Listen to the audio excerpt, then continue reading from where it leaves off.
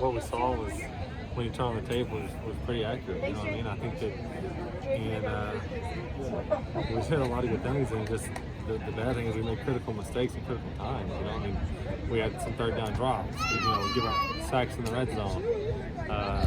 False start on two critical third downs right there. And I think that. The two false starts on third down were big mistakes. We had a 3rd and 1 that was going to be an easy conversion, and we needed to get the momentum back right there. And with the false start, put ourselves in a bad spot, and they had another false start and really put ourselves in a bad spot. And so I think that mistakes in critical situations get you beat. And that's what showed up on the tape. Is there anything you feel you could be doing as an OC to make the offense more consistent? I think it just comes with reps and practice, and we continue to try to execute. And that's always the goal. And I think that what we do, that's always what we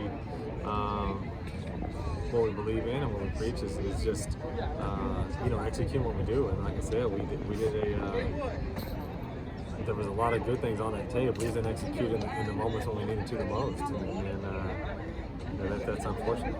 How has Michael Trigg progressed in the offense to this point? Trigg's a very special talent, and I thought obviously he probably had his best game last week, and to be honest, had his best week of practice, and I don't think that's any coincidence, and that's the thing.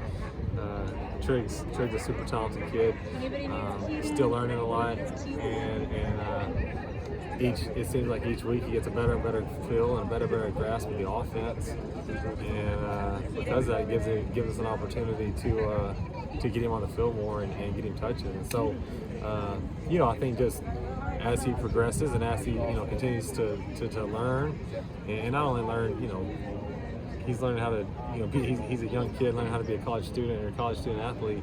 And so there's a lot thrown at him, I think, on a daily basis, on and off the field. And so, as the longer he gets around it and he's able to continue to adjust and continue to progress, he's going to be an unbelievable talent. And he's going to, if he can continue to mature and do things the right way, I think he'll probably make a lot of money playing this game.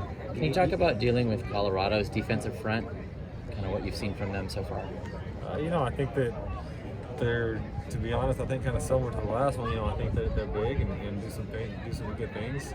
But what we're focused on is trying to do our job, and getting better at just executing. Because like I said, I think that we're really close to doing some really special things, and we just, like I said, I think it's the best, especially early on. We were running the football. It's probably the best we ran the ball last week. And it's the best Keontae's look. It's the best Trigg look. Like, I think a lot of guys are progressing. We just got to play complementary football on the offensive side of the ball. We got to put it together. I mean, all of us, and it's got to be 11 people. And there's too many ups and downs, and so that's kind of the focus on. That's always the focus, but particularly now, let's just play well together all at once. And I think if you do, you're going to do some really great things and score a whole lot of points. You guys were leaning on Keontae quite a bit early on in that game, just solely him. Is there any thought, since that was working, to maybe lean on him more, kind of as the head of that backfield?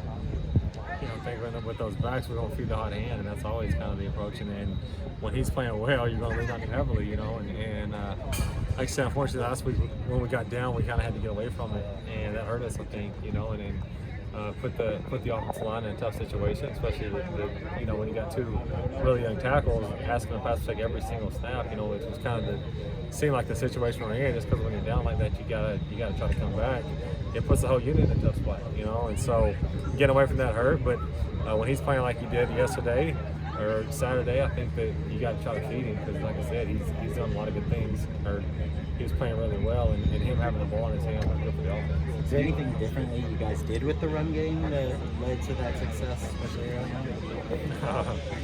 Same sort of stuff. Yeah, pretty much what we do. And like I said, I thought, and as a unit, I thought really, like I said, there was some critical mistakes. They were playing really, really well, and we were moving people in the run game. Keontae was running the football well, making people miss, running through arm tackles, and that's the key to, being good in the running. Like, there's going to be some people's arms loose. There's going to be, and you got to run through a little bit of trash, and you got to finish people.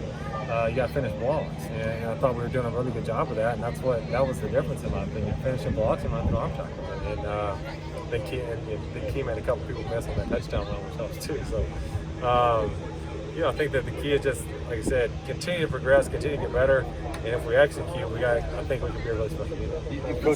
You've coached some great receivers. You played with some great receivers. What makes Drake special overall?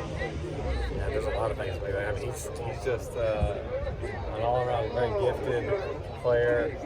I think that you could go on and on about him. How big he is with the ball skills that he has. With the body control that he has and stuff like that, you don't see people like that, and they don't make many like him, and that's why he is.